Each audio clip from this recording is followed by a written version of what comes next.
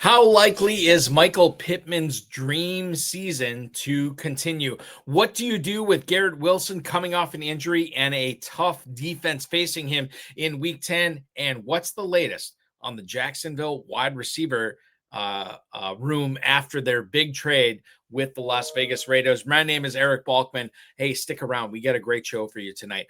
We have Doug Haines, the 11th place team owner in the FFPC Main Event, hopping aboard. Don't go anywhere. Ferrell Elliott is not here, but I am here. Doug Haines is here. We got a great show for you. Stick around. The High Stakes Fantasy Football Hour is live right now, next after this. Can't stand the pressure. I've seen greater men than need a lesson. Broadcast live and heard around the world, you are now watching the most entertaining hour of radio on the planet. Welcome to the High Stakes Fantasy Football Hour presented by myffpc.com with your hosts Eric Balkman and Ferrell Elliott. The High Stakes Fantasy Football Hour is your home for analysis from the best players in the world. And now, because no one else was available, here are Eric Balkman and Ferrell Elliott. Solace in the scripture. Are we not all our father's sons? I became a man. Nobody ever told me what a man was. Thank you so much, Rob. Greetings and salutations, all you Balkaholics and Ferrelliacs tuning in tonight. Welcome to the latest episode of the High Stakes Fantasy Football Hour presented by myffpc.com. That is myffpc.com, the Fantasy Football Players Championship. I'm your slightly above average host, Eric Balkman. You can connect with me on X at Eric Balkman. You know me from the RotoViz High Stakes Lowdown, the Better Sports Network's High Stakes, I beg your pardon, FFPC Insider Access, and the High Stakes Fantasy Football Hour, which is what is going on right now. My co-host is normally the definitive commissioner of fantasy football, Ferrell Elliott. He is off on assignment out of the country tonight, so he will not be here, but that's okay because we got a great co-host fill-in tonight. Coming up on tonight's show, we're going to talk about a lot of stuff going on in Week 10 in the FFPC. We had the trade deadline this past week.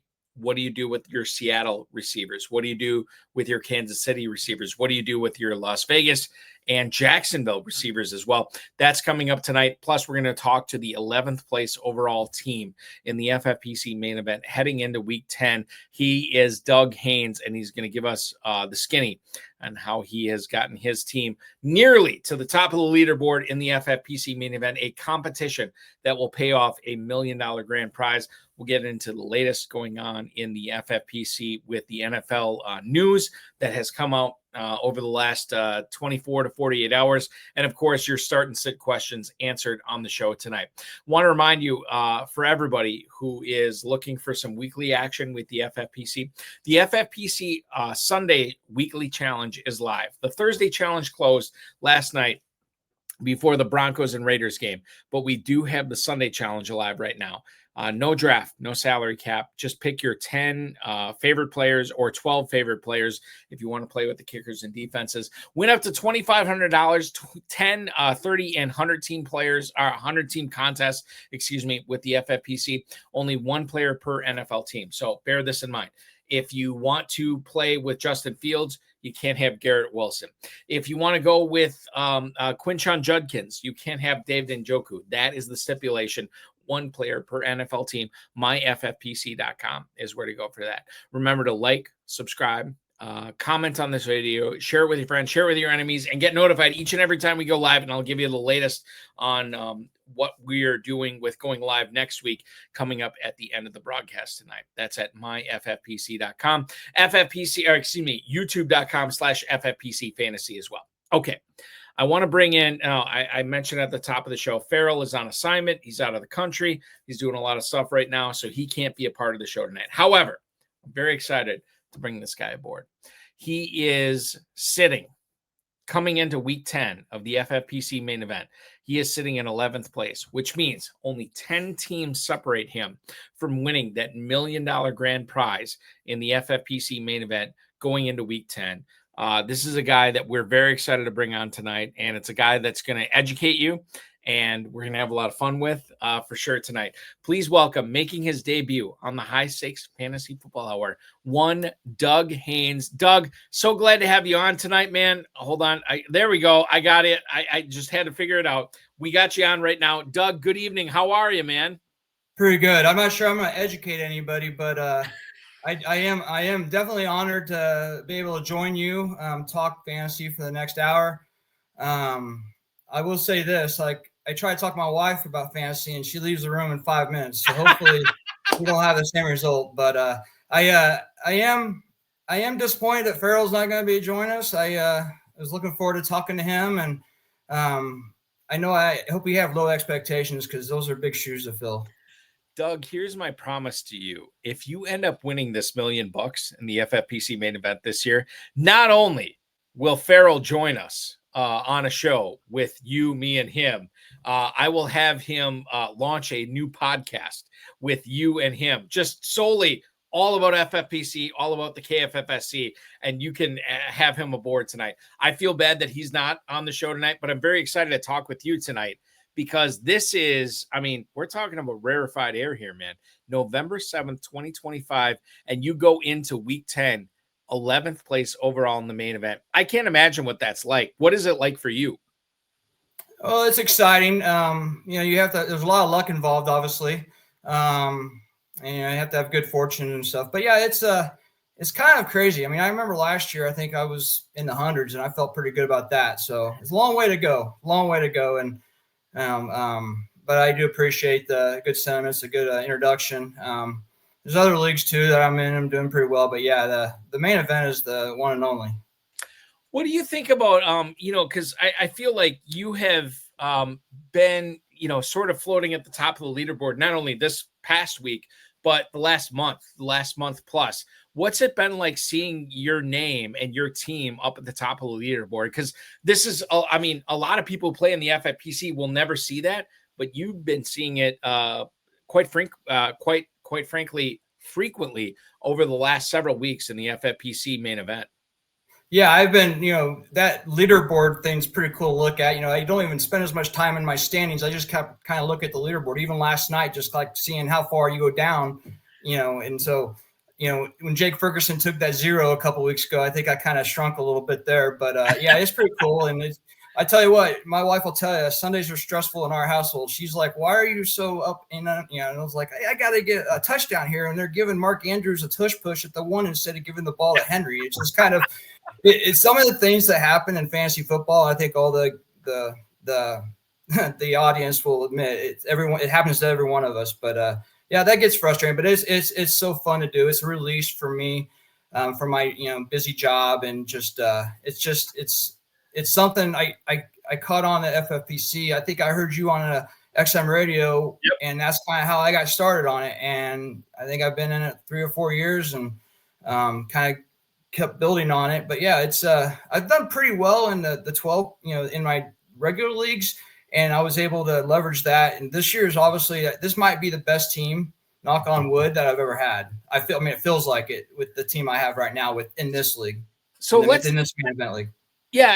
And I think, Doug, this is important. Let's lead off with that. Why is this the best team that you've ever had? Did you do anything differently coming into the 2025 drafts? Or was this just, hey, the ball has bounced my way. I got really good quarterbacks, running backs, receivers, tight ends, whatever. Like, I drafted really good this year. Did you do anything different in this draft season as opposed to previous draft seasons?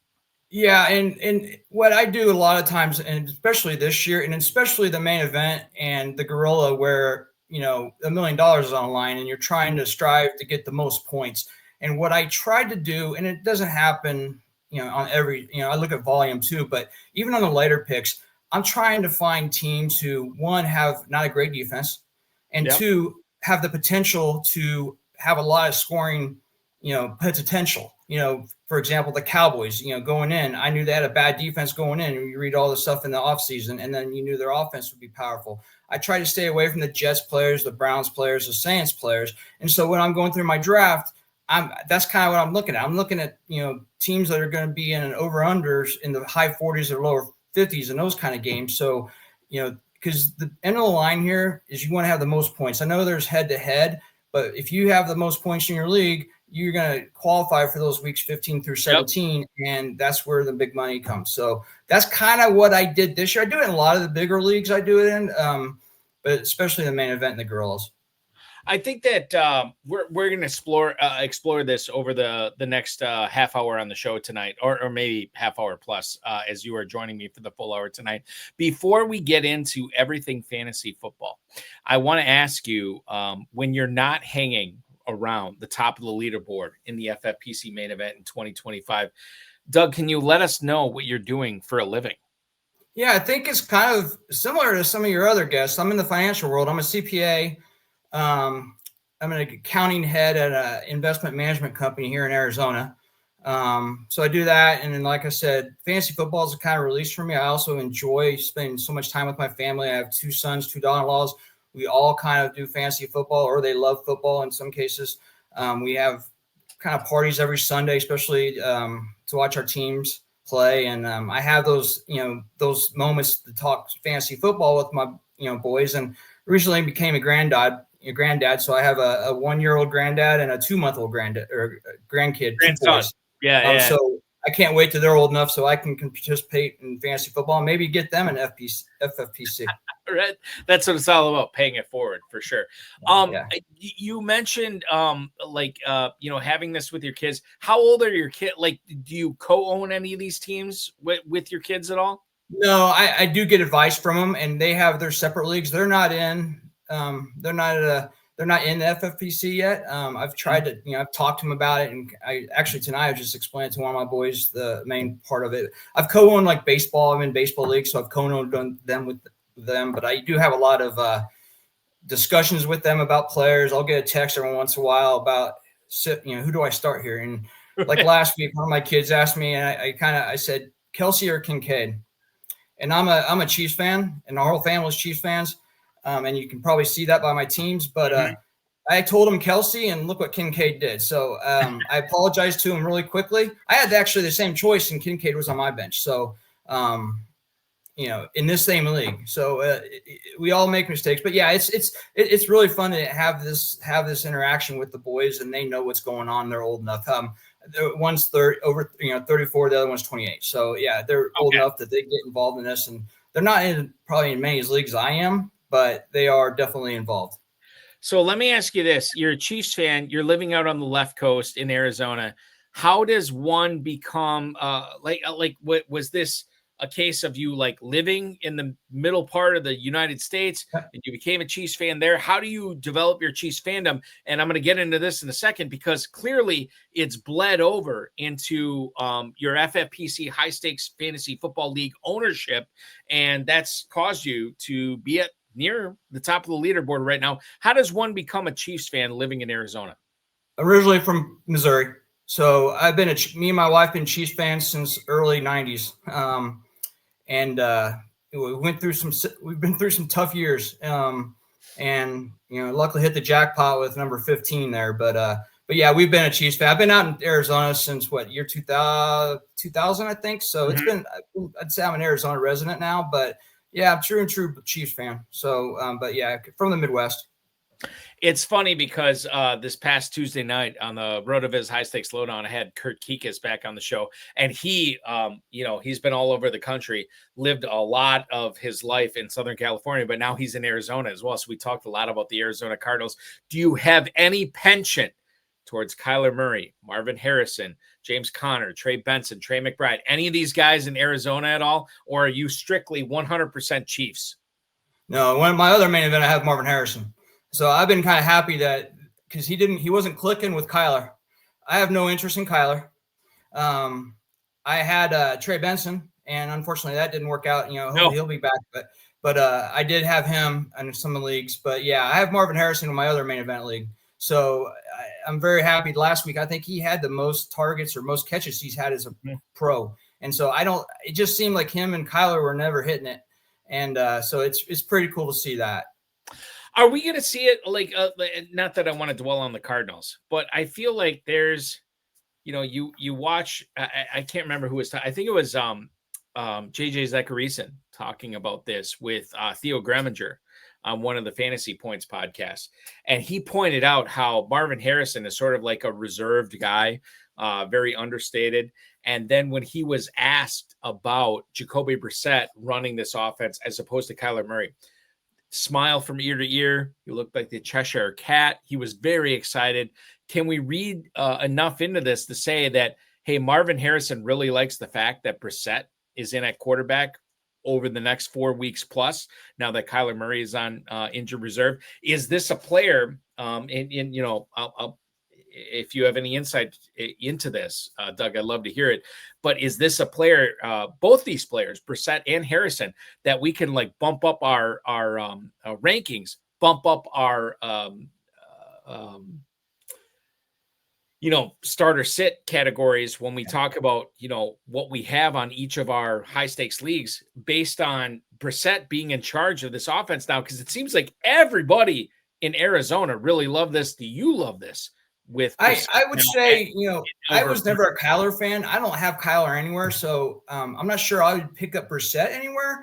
But I do believe, based on last week, Harrison's body language looked a lot different, like you had said. And so I think going forward, I'm not putting him on my bench or McBride. I had Harrison on my bench like 3 weeks ago. And I'm glad I did, because he didn't do anything. But hopefully last week was a indication of what we'll see. Now they're playing Seattle this week. There will probably be a lot of points scored.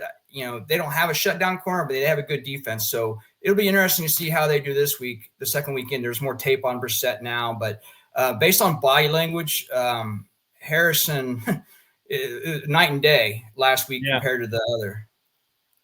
I want to bring this up too as well. And I feel guilty about this because Ferrell Elliott is the biggest Michael Pittman fan on planet Earth. Like even more so than Michael Pittman himself. But I want to bring this up tonight.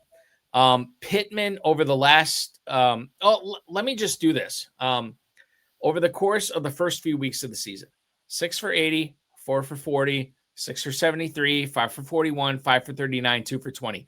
You don't sneeze at that. Like, that is something. It's not great, but it is something. However, if we go back to week 7, Doug, and start from week 7, 7 for 58 and a touchdown.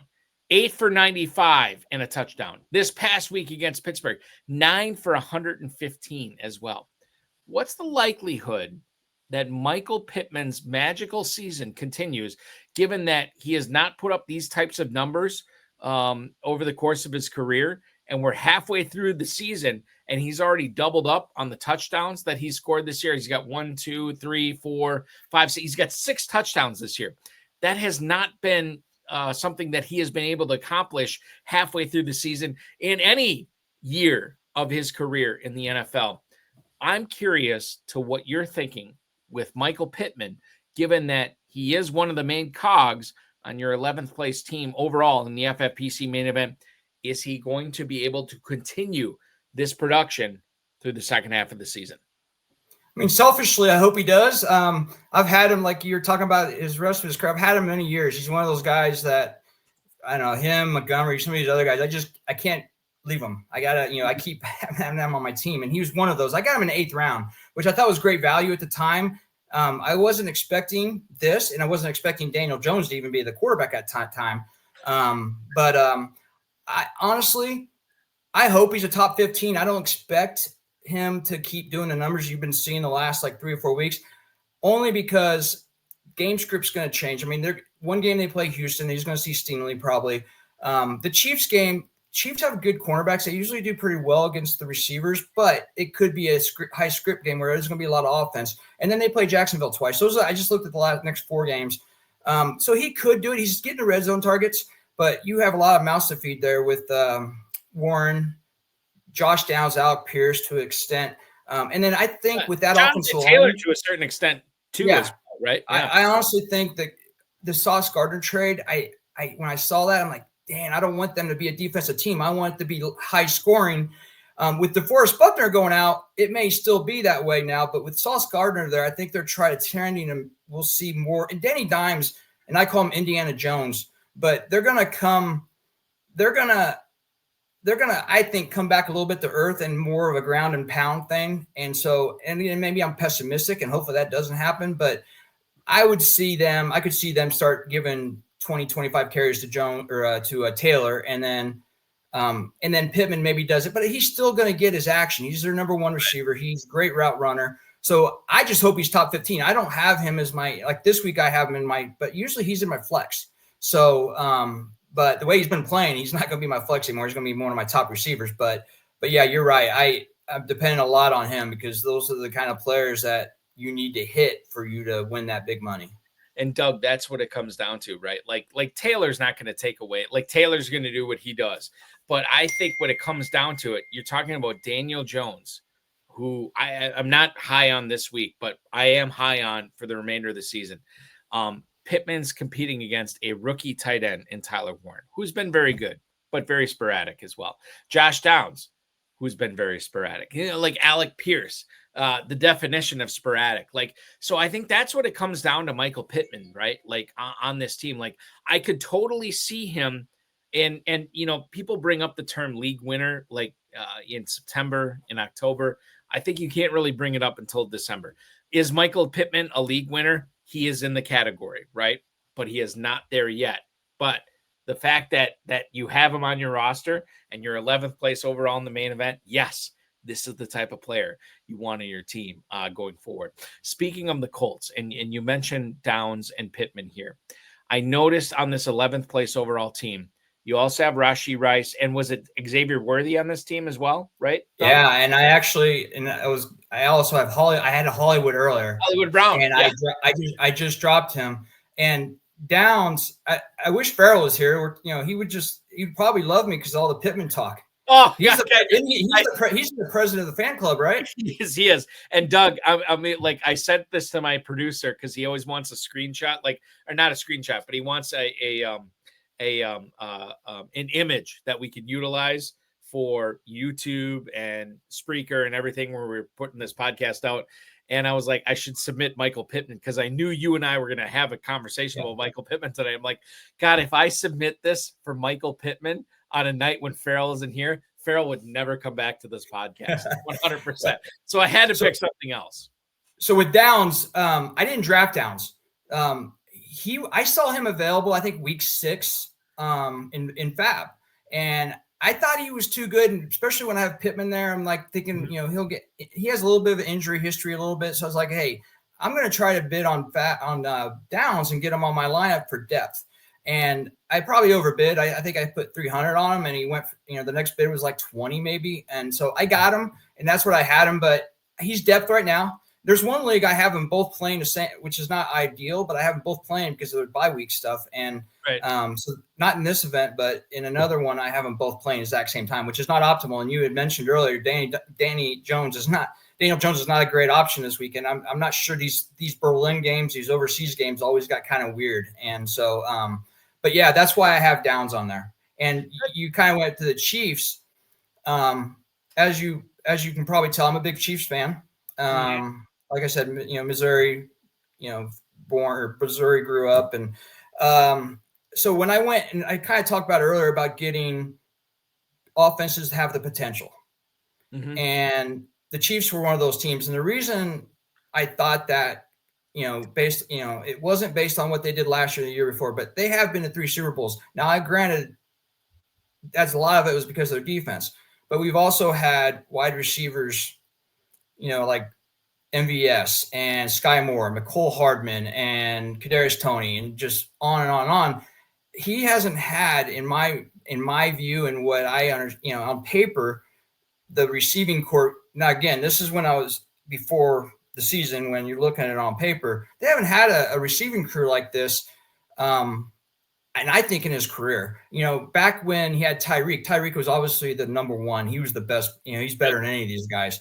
But their number 2, even back then, was Sammy Watkins. I would say he's probably the best number 2 he's had. But he had Pringle and DeMarcus Robinson. So he hasn't had – and he had a Kelsey who was like 5-6 years younger. So it's a little bit different there. But when you have, Rice, Worthy, Hollywood Brown, this is what it was all supposed to be at the beginning of last year, and everything kind of fell apart. Hollywood got hurt in preseason. Rice got hurt game 5. Worthy was a rookie.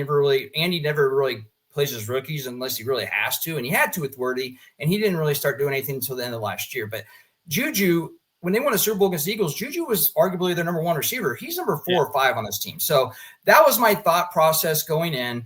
I drafted this main event team after Rice got suspended. So going through my draft board, I went into it wanting to get Mahomes. I saw his ADP was like 7th, 8th round normally.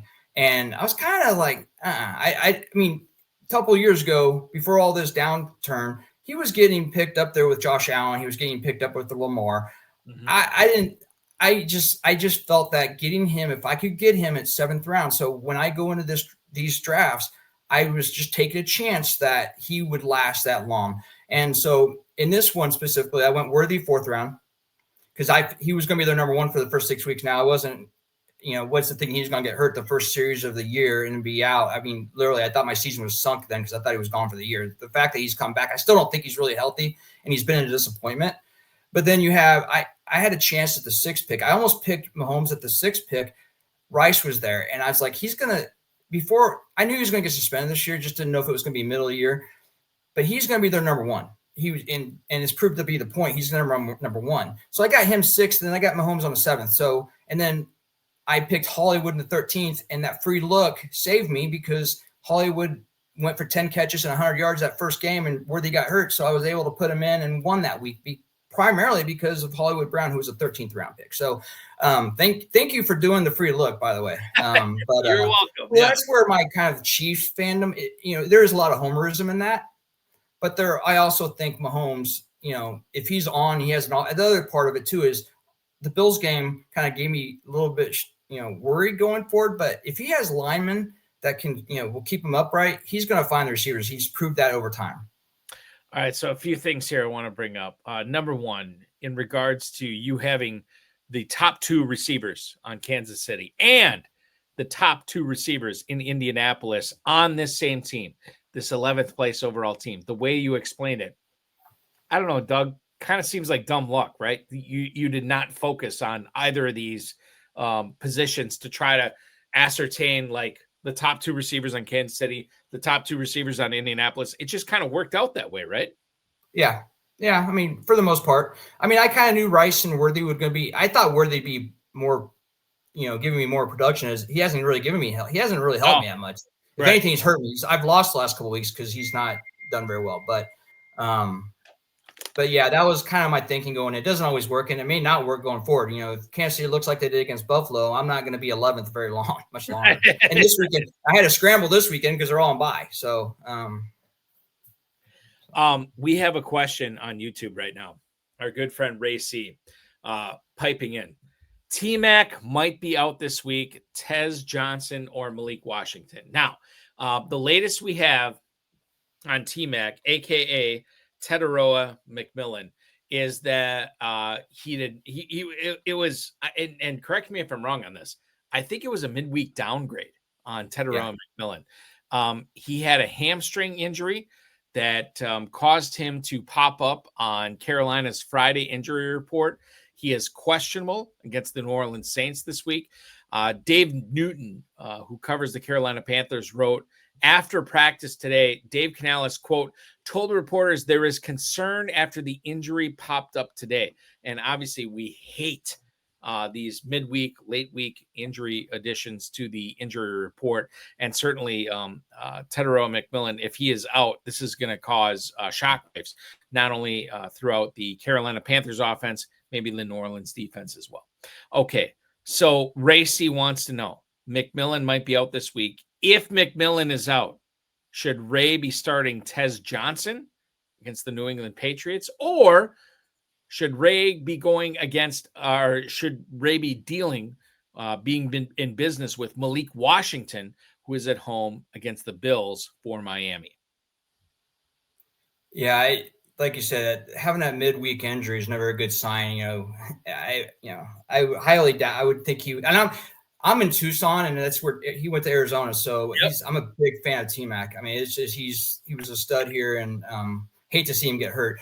I would say, and this might be a little teaser for later, I like Malik Washington. I think the game script on both are going to be there, but I think that Buffalo-Miami game might be high scoring.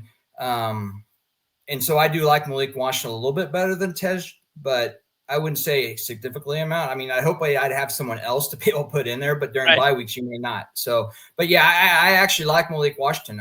He's one of my surprise guys that I think was going to have a pretty good week.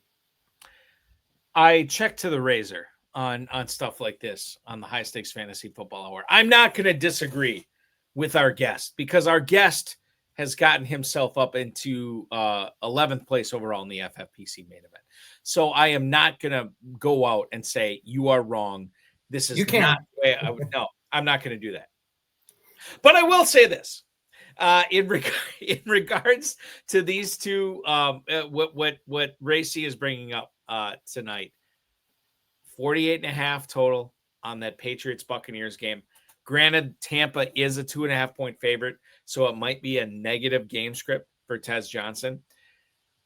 You asked me Saturday morning, I might say, no, I'm not going to play Tez Johnson. I'm going to play Malik Washington. Right now, I lean towards Tez Johnson over Washington. I could be wrong on this. And by and large, if history's any guide here, Doug, you are normally in the right here. Like the guest is normally the guy who is making the correct call on this. So I will say, by and large, I think you're going to be right. But if you're asking me in a vacuum, I like Tez Johnson a little bit. It's a tough call. I mean, it's a really tough call. And the Tua factor is a big thing. I'd rather have Mayfield throwing to me than Tua. So it was just a spur of the moment. You asking me that question right now, but I might have I might have a different answer Sunday if I really researched it and kind of went. That's the thing. We're doing the show on Friday night, right? Things can change. Like Saturday morning, we could have a different answer. Saturday afternoon, Saturday night, Sunday morning, we could have a different answer when it comes to this as well, because it is that razor close right now. I want to bring this up. You're living in Arizona. You're a Chiefs fan. Do you feel like your fandom dictated the fact that you went so heavy on guys like Mahomes, Marquise Brown, Rashee Rice, Travis Kelce, all these Chiefs? Do you think that was more of like a fandom thing? Or did you feel like because you were a Chiefs fan, you knew about this offense, you knew about the schedule, you knew about what was going to happen in 2025, and you're like, I got to load up on these Chiefs this year? This is always something I would like to bring up because obviously if you're a fan of a team and they're going to score points, you're going to be drafting a bunch of them. You drafted a bunch of them. Was it just as simply as like, hey, I love Mahomes, I love the Chiefs, they're going to do numbers this year, I'm going to load up on them? Or was this a more nuanced decision for you, Doug? It's a little bit of both. I mean, the homer, like I mentioned earlier, the homerism does kind of factor into it. But, I listen to a lot of during the off season, listening to a lot of podcasts. So I'm actually spending a lot of time listening to Chiefs podcasts more than other teams. So that was part of it, is I got more information that I felt was valid. And a lot of that stuff is a bunch of fluff. But I just felt Mahomes was going to have one of those years. And I actually thought it was going to be a better year than it is. But I think if Worthy doesn't get hurt that first game, I think it's a whole – I mean, I think they probably have lost some games, but I think their offense is clicking more than we're seeing right now. I think we had a couple games in the past that were showing what I think is going to be after the bye. I think we're going to see – and I'm hoping we'll see some more fireworks. But, yeah, I mean, Rice – I saw enough of Rice last year that I think he was number one receiver, and I'm getting him in the 6th round, that value. I'm not going to pass on that. Hollywood was just basically he served his use. He's off my team now. So I'm really I had no interest in any of the running backs. I didn't draft. I don't think I drafted Pacheco anywhere. I do have Hunt that got like real late, and he's kind of worked out. He's getting goal line touches. And but yeah, the main thing was I wanted Mahomes. And then if I could get the other parts, great, but I wanted Mahomes. It has certainly paid out so far this year. As far as the pass catchers and the other ancillary guys that you had mentioned there, was there one guy that you liked better than the others, or it didn't make a difference? You just Rice. I wanted Rice. Rice. I was ecstatic. Now I will say this.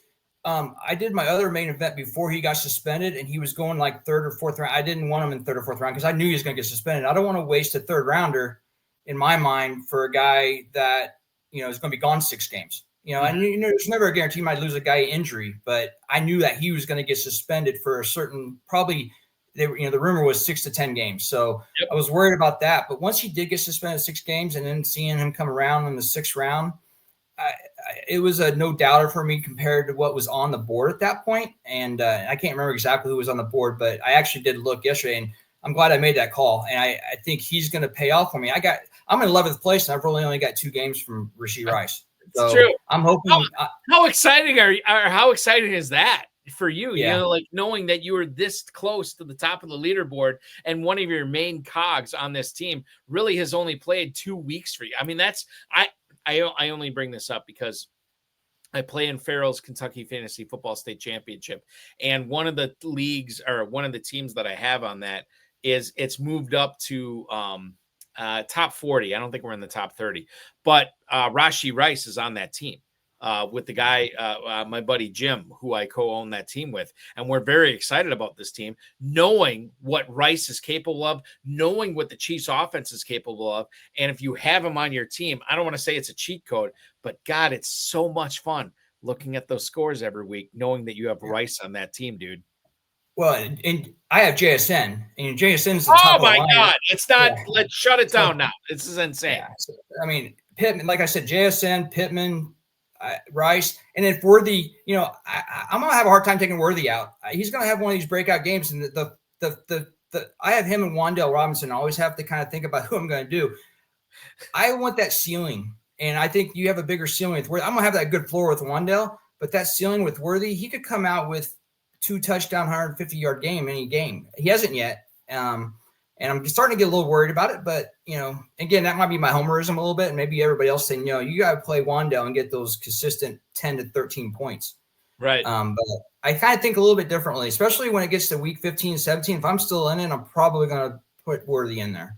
Now, God willing, there's no other injuries or anything like that where I have to, you know, but yeah, that I love Rice, and to get him in the 6th round. And he's there. Mahomes loves him. And how many targets he have against the Raiders? He only had like 30 snaps, and he had like 15 targets or something like that. Right. So it's not going to get worse. It's going to, if anything, it's going to get better. We got Tommy Island chiming in right now. Tommy Heron, who I think is like 4th or 5th overall in the FFPC Big Gorilla right now. He says Rashee Rice and the Jackson Smith and Jigba combo is a league-winning combo. He says winning and winking. So I get it. Like, listen, typos happen.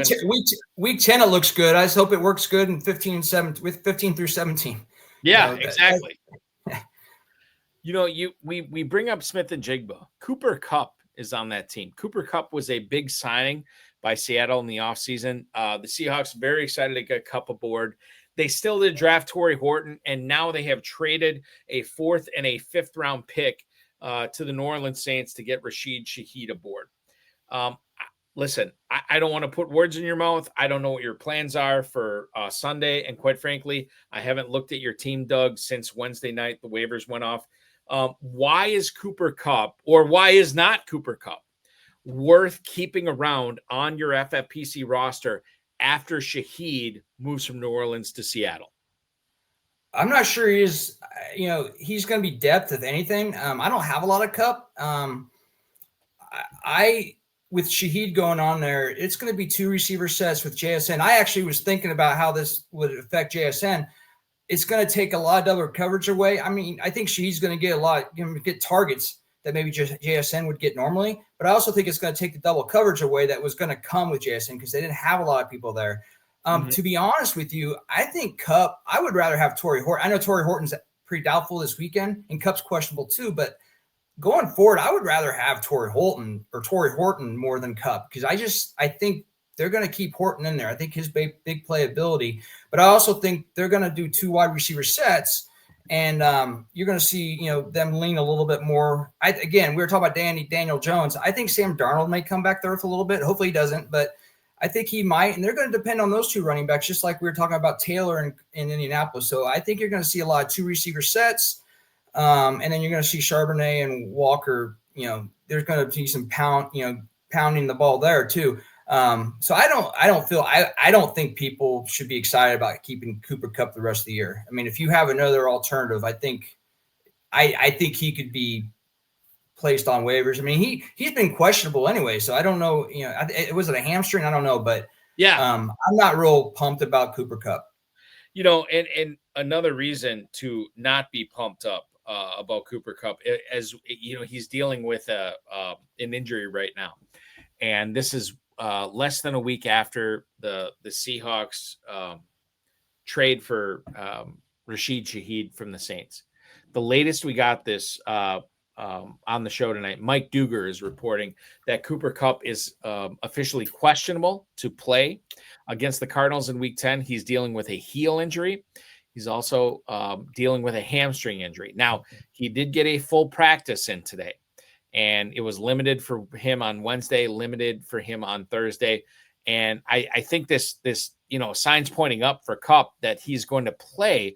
But Doug, to your point, if he's active, God, I still really don't want to be in the business with Cooper Kupp in Week 10. And quite frankly, this could be a slow burn where we see Rashid Shaheed out there more and more. We see Torrey Horton out there more and more. JJ Zachariason, I think it was JJ Zachariason that talked about this over the course of the last 2 days. The Seattle Seahawks are one of the last teams in the NFL to run plays with 3 wide receivers out there. In other words, if you're talking about you believe in 3 of these receivers for Seattle, whether that's, Smith and Jigba, Kupp, and Horton, Smith and Jigba, Horton, and Shaheed, Smith and Jigba, Shaheed, and Kupp, well, whatever it is, they rarely run 3 wide receiver sets. Now, maybe that could change now with the Shaheed trade, but so far hasn't happened. And I think you need to, quote unquote, go with God on what you're doing with Seattle receivers that are not named Jackson, Smith, and Jigba going forward. Okay. James Cook. Let's talk about him here, Doug. I believe, and I have to look this up right now, I believe he is going to be good to go this week for the Bills. Yep, he is. He is? Yep. They said he's good to go. Yep. Okay. So exact same words I saw. So perfect. So now we know for Week 10, you want to be playing Cook. However, he is dealing with an injury. Depending upon what happens in Week 10, there's a non-zero chance that he may not be available in Week 11. This is something I know a lot of FFPC players are weighing against right now. If Cook misses, what do you do? And if Cook is not available to play, who's the running back you want to roster? Is it Ty Johnson? Is it Ray Davis? Johnson's been getting a lot of the action. However, if we know going into a week that Cook is not going to play, I got to believe Buffalo is going to be trotting Ray Davis out there. This is something that we need to break down here, because a lot of people, if they have Cook or even if they don't have Cook, they may not have the roster spot to roster both Davis and Johnson. What would you be doing right now in FFPC leagues as far as the Buffalo backup running back, who is one injury away from having a significant role for the Bills? Yeah, I drafted Davis in this team, and I got impatient and I've dropped him. I kind of wish I would have kept him now. I do have him in other leagues where I'm handcuffing Cook. I kind of keep pointing back to last year when I think Cook missed 1 or 2 games, and there was one game, and I was playing against a guy who had Davis in, and I think he went for 20 carries and 100 yards. If they're going to give the same amount of work to one of the running backs, I think it's going to be Davis, because he's not the third down back. Now, it also will depend on game script. So if they're playing a game where the run game is going to be prevalent, then I think I would want Davis. But if you're playing a team, it's going to be a shootout and there's not going to be much running in it, you kind of have to predict. But I think you'd have to look at the games. But just speaking on Friday night, and if he was out for this Sunday, I would rather have Davis. And I proved that because I kind of handcuffed him, Cook, with Davis in some of my other leagues. If you did not have James Cook in any of these leagues that we're talking about, Doug, and you had an open roster spot, right? Like there was no other better place or no other better way to utilize that empty roster spot. Ray Davis is a free agent in that league. Ty Johnson is a free agent in that league. All those things considered, would you be picking up Ray Davis over Ty Johnson? I probably would, yes. Okay. I want to get into Garrett Wilson. This is affecting me in a couple of leagues in the KFFSC that Ferrell runs, obviously. Garrett Wilson has not played in the last couple of weeks. He says he's going to be good to go on Sunday, which is great if you have Garrett Wilson on your team. However, his first game back is at home against the Cleveland Browns, which has been a pretty tough defense. We believe that Justin Fields is going to be the starting quarterback in this game. We don't know officially. We just think that. When you consider everything going on in your high-stakes leagues in the FFPC right now, if you did own Garrett Wilson, do you have to find a way to get him in your starting lineup, or are you not breaking your back to try to get him deployed in your starting lineups in Week 10? I think you made some valid points. Normally, I kind of shy away from people coming back from injury, and when you especially have the quarterback situation there, and the fact that like you said, they're playing the Browns, who's really strong. Wilson's not one of my top plays. I know he's kind of up there ranked, and I think it's more of name, and he's going to get the target share. But I honestly would go somewhere like Jameson Williams, Shakur, who guys are lower rated but have more upside in the game script that they're going to be in. I honestly have Wilson in one of my leagues. I have to play him because I really have no better alternatives. But if you have if you have a guys like I just mentioned down a little bit lower, I would play them. I have no problem playing them because I'm not real confident in Wilson. One, he has the injury and it could be 2 plays, and the whole Jet situation is kind of odd right now with everything going on. So, the only good thing is he would get the targets. He'd probably get 20 targets, but we've seen him get that many targets, and Justin Fields can't hit him. And I don't even know who's starting, if it's going to be Tyrod or Justin, because they're both. We don't know. Yeah, we think it's going to be Fields, but you're right. We don't know on that. If they were playing the Bengals, I would definitely have him in. But playing the Browns, I don't. I just avoid it if I can. I think that it's tempting to have him in. I own him in one league across 7 dozen or whatever teams I have this year. And it's a dynasty league. And I am playing him because I don't have another good option, but I feel awful about it. Like, I don't feel great about starting Garrett Wilson this week, and I don't think anybody should. Now, that goes back to my point that I talked about earlier, is when I was doing these main event drafts, especially, I didn't want to draft guys from the Jets, the Browns, and I don't have him in any of my main events. And this is pretty much the reason why. I tried to get teams that I know were going to have powerful offenses. I know they thought maybe Fields would have a huge year, but I wasn't one of those. I like Wilson as a receiver. I wish the Chiefs would have traded for him in the offseason, but he's kind of a prisoner in my mind. Doug, can you imagine a team in Kansas City that would have traded for Garrett Wilson in the offseason to have him aboard, and then at the trade deadline traded for Breece Hall from the Jets? The Jets would be set up well for the next half decade, and maybe this would be bad for people who are fans of the NFL, but Kansas City would be loaded for bear. Whoever is coming at him in the AFC, who's ever coming at him out of the NFC in the Super Bowl, it would have been a lot of fun for fantasy-wise.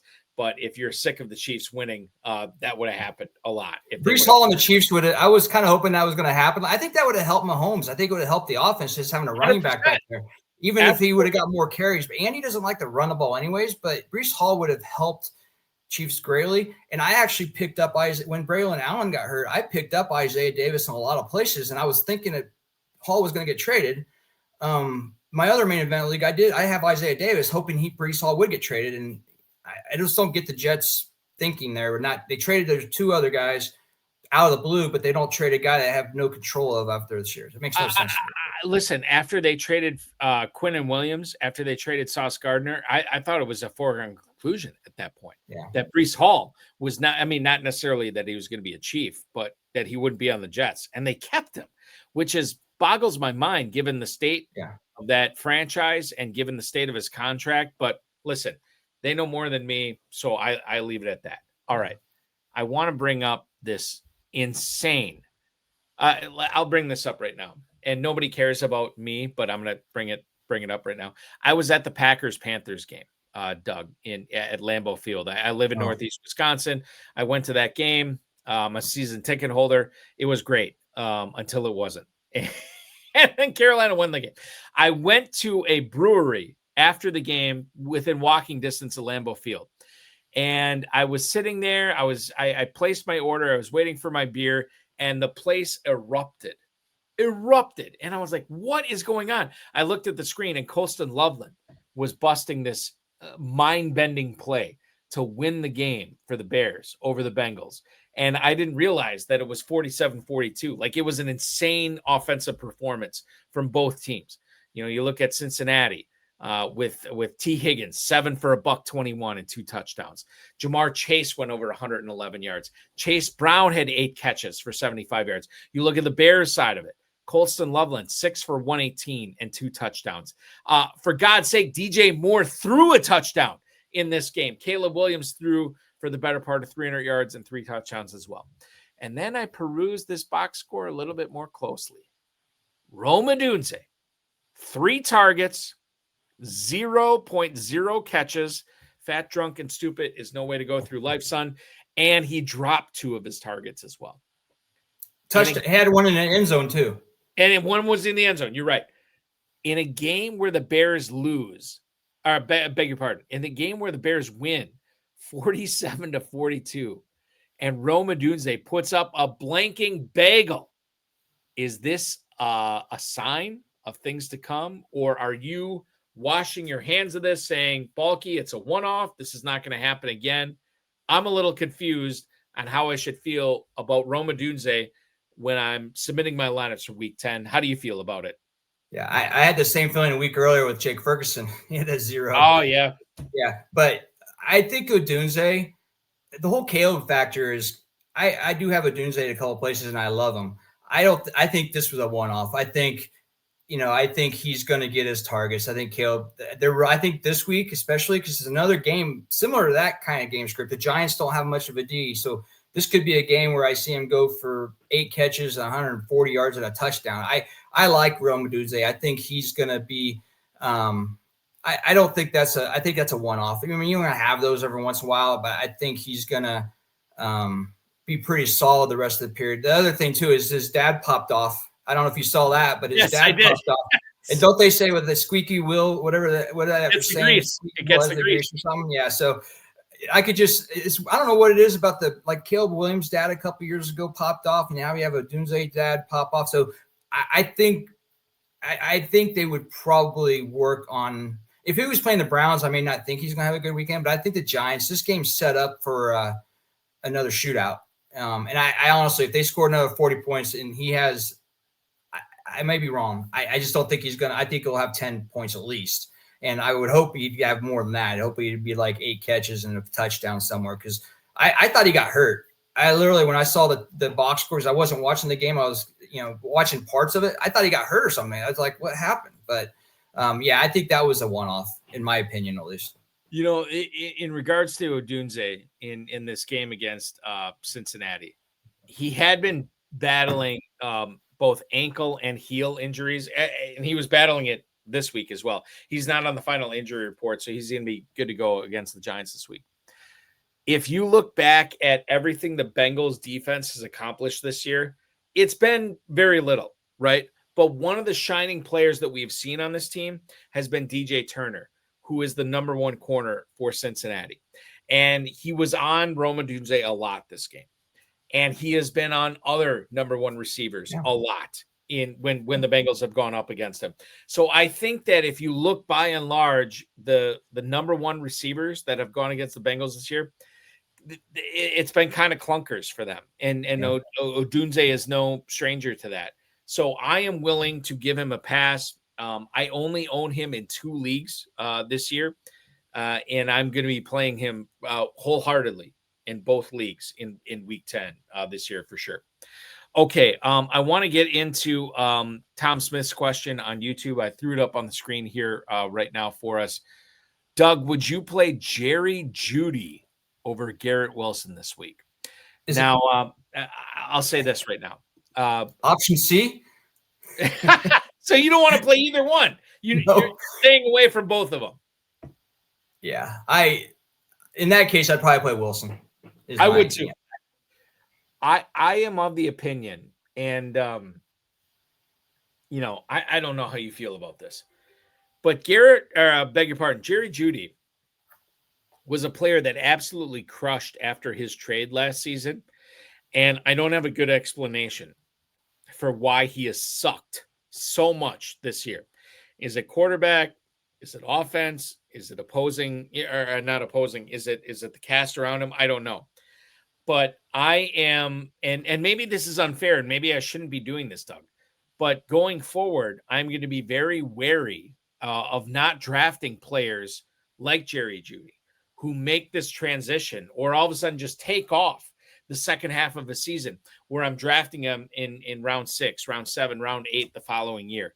I don't have a good explanation on why this guy has stunk this year, but I do know, maybe subconsciously, maybe wrongly, I'm going to be penalizing players like him in 2026 drafts where I will not be drafting players like Jerry Jeudy. Your thoughts? I agree 100%. I didn't draft Jeudy anywhere. And again, it's come down to, I just didn't like the quarterback situation. I mean, they traded their best quarterback to the Bengals, but I know Jeudy went off last year. I didn't believe it, and I didn't draft him anywhere. And it could have came back to haunt me. I've caught other receivers that have been just as bad, and I drafted them all over the place. But I'm not a big fan of Jeudy. I probably never will be. He's, especially in that offense. If you put him in a better offense, maybe. But in that offense, I'm not. Only ones I'd be interested there are the tight ends. That's in Judkins, obviously. But yeah, well, let's talk about this real quick. The latest we've received on Harold Fannin, the game status as this came out about 8 hours ago. Mary Kay Cabot for the Cleveland Plain Dealer reported this, that Harold Fannin is listed as questionable for the game against the Jets this week. Now, this game is going to go off at 1 p.m. Eastern time, I believe. I should check on this just to make sure before I'm leading people astray on this. It is a 1 p.m. kickoff.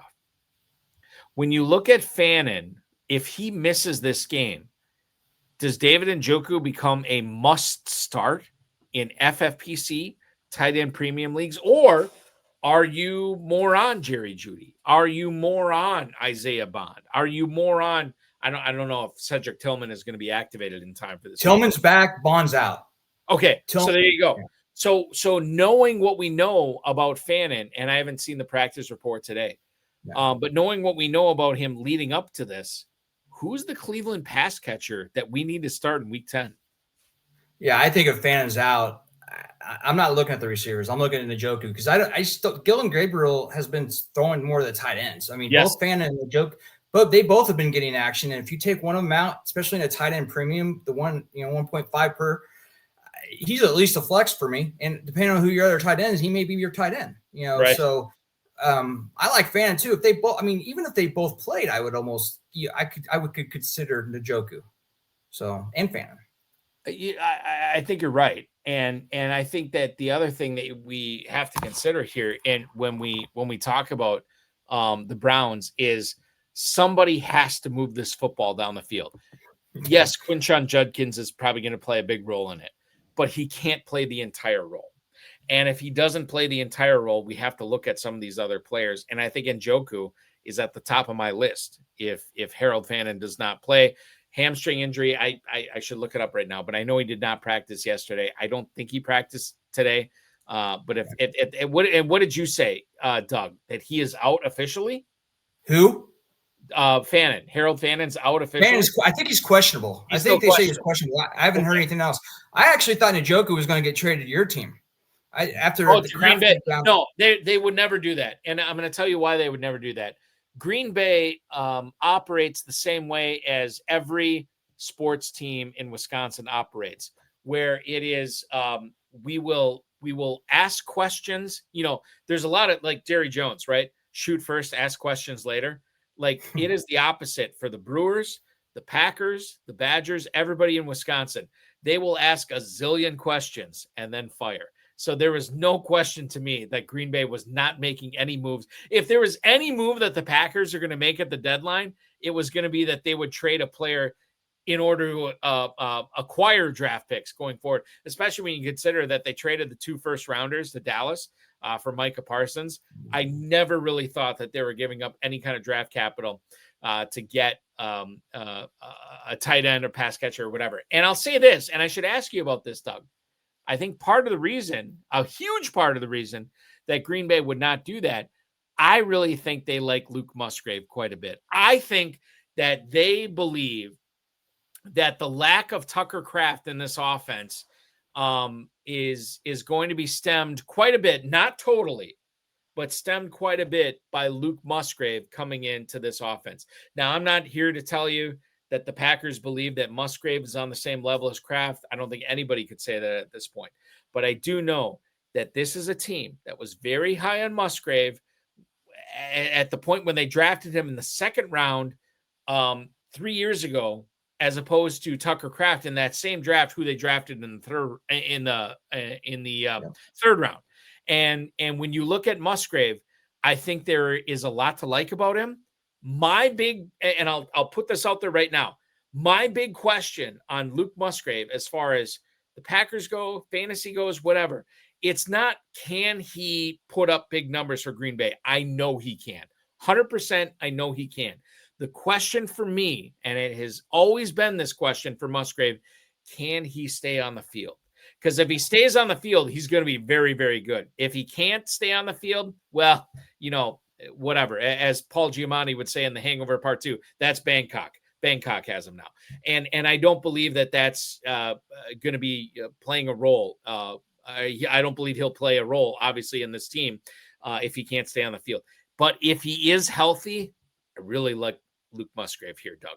Oh, he was going higher in drafts his rookie year. I mean, I picked him, a lot, and I loved him. I actually tried to get him this week in Fab. I got outbid, but when he, like you said, he got drafted ahead of Kraft in the same draft, and then in the fantasy drafts he was getting picked. So he was really popular, and like you said, his injuries kind of derailed him a little bit. But yeah, he's always produced when he's been there. I like him. That's why I thought maybe they'd get Njoku, but I know Musgrave is.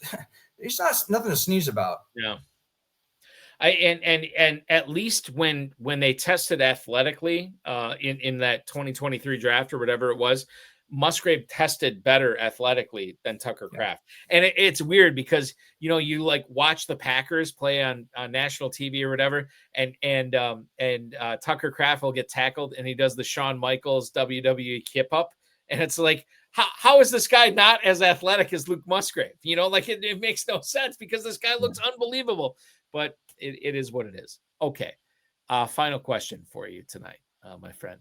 I have to ask you here, if there is a player, a well-respected player, a player that is going to be started in a lot of FFPC leagues, FFPC Main Event, Big Gorilla, what have you. If there's a player that's going to be started in a lot of leagues, Doug, that you think should not be started, that should be on benches this week, who would that be? And then conversely, a player that you think a lot of FFPC players are going to keep on the bench for week 10, that they probably should be thinking hard about starting him this weekend. Who are those two players?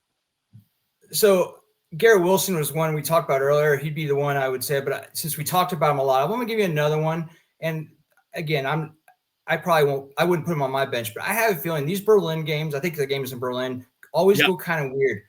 And I just have a feeling Sauce Gardner being there is going to, I don't know what they're going to do, how much he's going to play, but I could see them saying, okay, we just want you to guard London and take him out of the game. So I could see London have a mediocre game, 3 catches, 45, 50 yards, and not get close to where you would hope he would get. So I'm not saying you can't start him. I think I would start him. I'm not that smart. I wish I could predict stuff like that. I probably wouldn't need to be in fantasy football, but I have a feeling he's going to be one of those. It's kind of hard to go through and say, hey, who do I take out? Who do I not? But he would be one I think is going to very much underperform. And on the other side, and this may get me a lot of hate mail, and this week I'm having the same problem streaming quarter. Mahomes is on my bench a lot, and I had Stroud, and obviously he's not playing. So I either had Stroud or I had no one.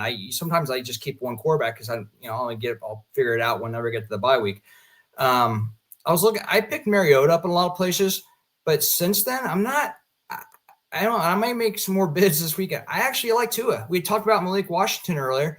I think and again, he might throw a pick or two in the first quarter and be on the bench for Quinn Ewers. But I just have a feeling that game script is going to – I know the Buffalo defense shut down Kansas City, and, they got a lot of pressure. But coming off that game, their defense I don't think is that strong. And I think there's a couple guys being out. So I think Tua could have a pretty productive game. I also like Schultz for Houston. Bowers went off on Jacksonville last week. Schultz is going to be dependent on with the backup quarterback there. You could also play him as a quarterback too. I think I'm not real impressed with Jacksonville's defense. Geno Smith, we just saw what Geno Smith did last night. He torched the Jacksonville last week. So I think Dalton Schultz is another person. I think, especially in a 1.5 point, PPR league. I love Schultz. We got Tom Smith chiming in with Tagovailoa. Don't do it, Doug, with Tua Tagovailoa. He's saying don't do it. But I will say, to your point, that total is 50.5 in that Bills-Dolphins game. And the Dolphins are 9.5 point underdogs. That is a massive, massive we say negative game script, but really it's a positive game script for those people who are playing Tagovailoa in their starting lineup. So I totally get that. For certain on this. And you said, I beg your pardon on this, for players that you would sit, it was who again? Well, Garrett Wilson for sure. Wilson, yeah. That was the one, but I kind of just brought up the London thing. I'm not going to sit in London. Okay. I'm not sitting in London, but I think he's going to underperform. I just have, yeah. Another person, Vidal for the Chargers. I think honestly, he probably needed to play, but I think the Steelers figured some things out last week against the Colts. They kind of shut down Taylor. I think the Chargers offensive line is going through a lot of stuff right now. So I think you're going to see a lot of short, quick passes from Herbert. I don't think Vidal, unless he gets some some catches. I think Jarrett Patterson may take some of those share. So I'm not big on Vidal this week. That was what I was going to ask you. Did you pick up Jarrett Patterson in any of your leagues this week? No, I didn't, but I seriously thought about it. Okay. All right. So, and I put in for him. I knew I wasn't going to start him this week, so I haven't really looked closely if I picked him up, but I did put in for him in a bunch of leagues here.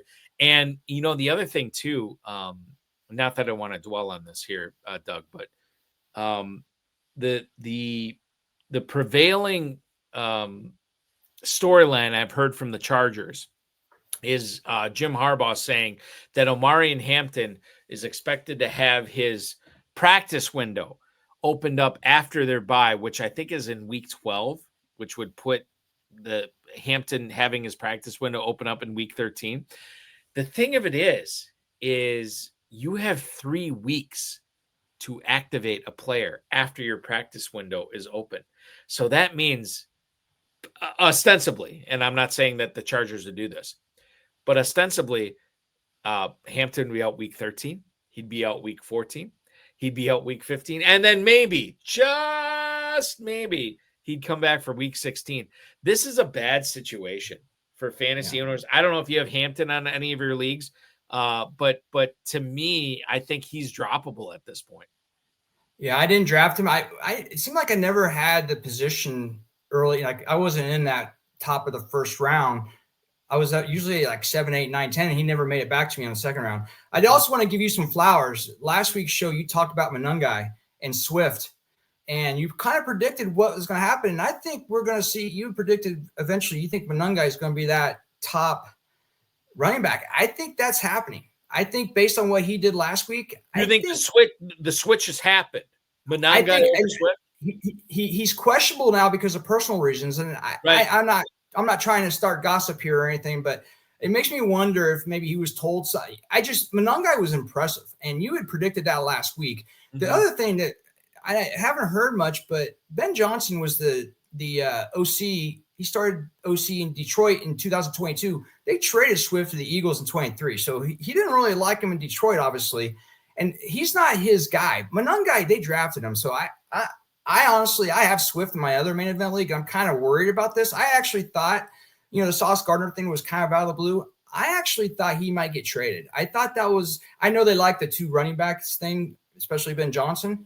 Yeah. But I had a feeling for some reason that Swift might get traded, or might be on the trade block because his value is pretty high. But I think they really like Monungai, and he's proven, that's, if Swift doesn't play tonight or this weekend, which he may not. He came out questionable for personal reasons today, didn't practice today. Monangai comes out there and does what he did last week, I think it's going to be a 60. You had said it last week, I believe, a 60-40 split. Now, you might have said 60 on Swift, but I think you were saying you were leaning towards Monangai, and I think that's what's going to happen.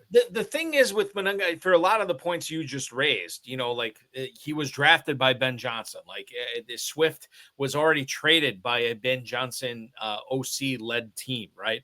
And now you have Swift this week. Now, this is coming from the Bears official X account earlier this afternoon.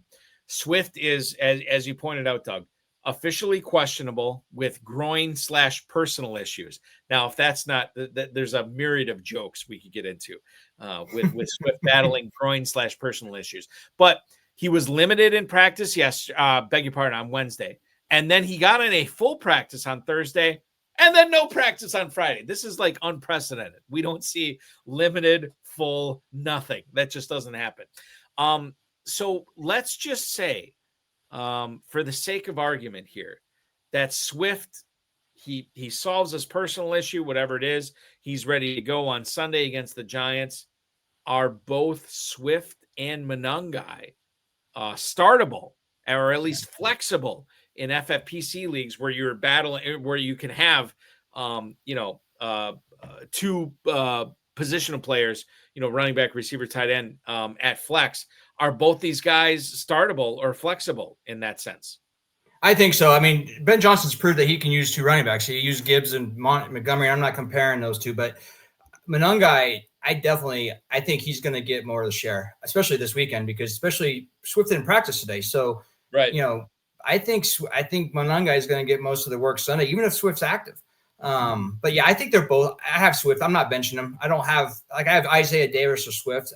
If he's active, I'm playing him. So I just take the chance. He may get 5 points, but he also could get a touchdown. I'm just trying to get touchdowns here out of those running backs. But I tell you what, I think Monangai is I didn't draft him and I didn't pick him up when I could have. I'm kind of kicking myself over that because there was a lot of stuff about him, but I picked up Rashawn Johnson. I picked up the wrong one, but you and me both.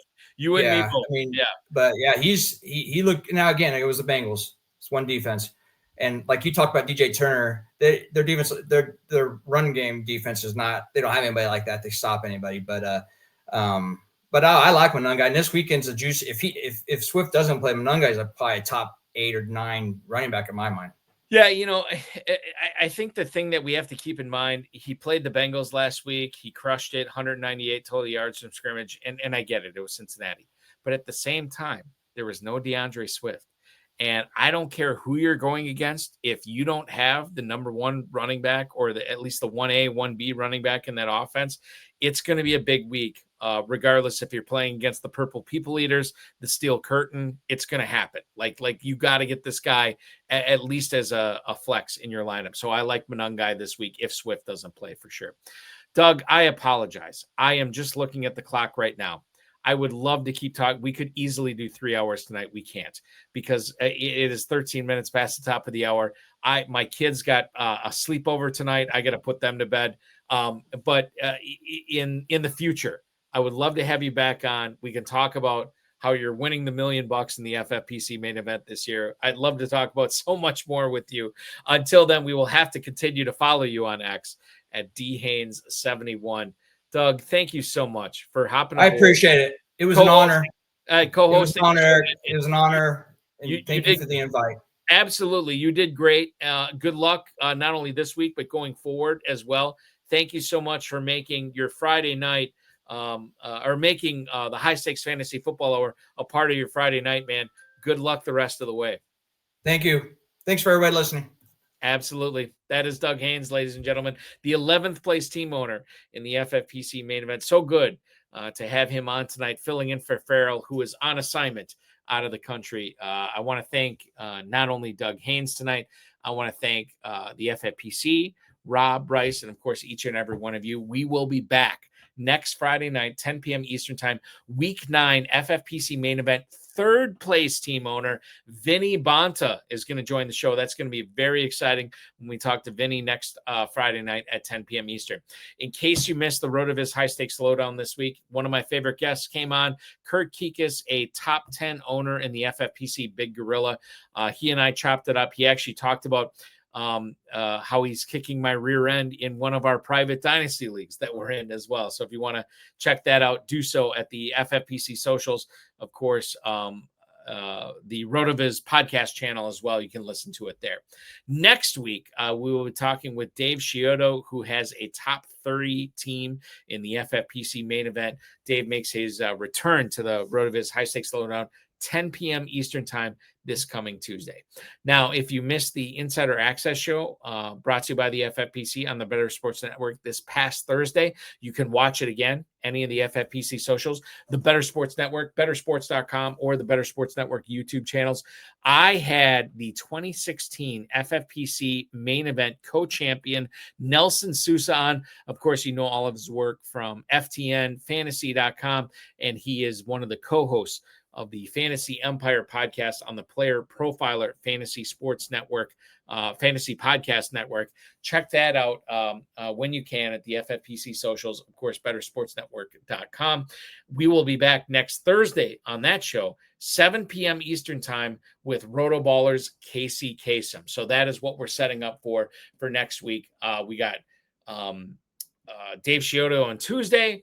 We have Casey Kasem on Thursday. And then we have Vinny Bonta on Friday next week. The FFPC Weekly Challenge is live right now. Sign up now. No draft, no salary cap. Just pick 10 players or 12 players if you want to go with kickers and defenses. Win up to $2,500, 10, 30, and 100-team contests. Only one player per NFL team.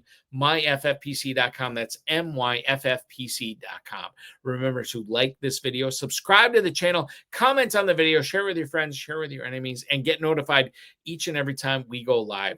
Thank you so much for watching, everybody. Your weekend officially starts now.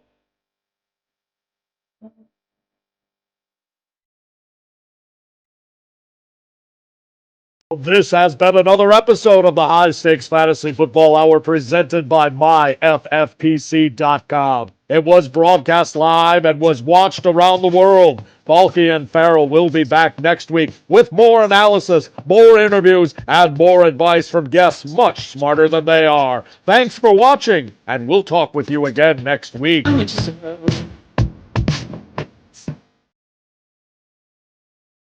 Just want to remind everybody, and I feel so bad about this.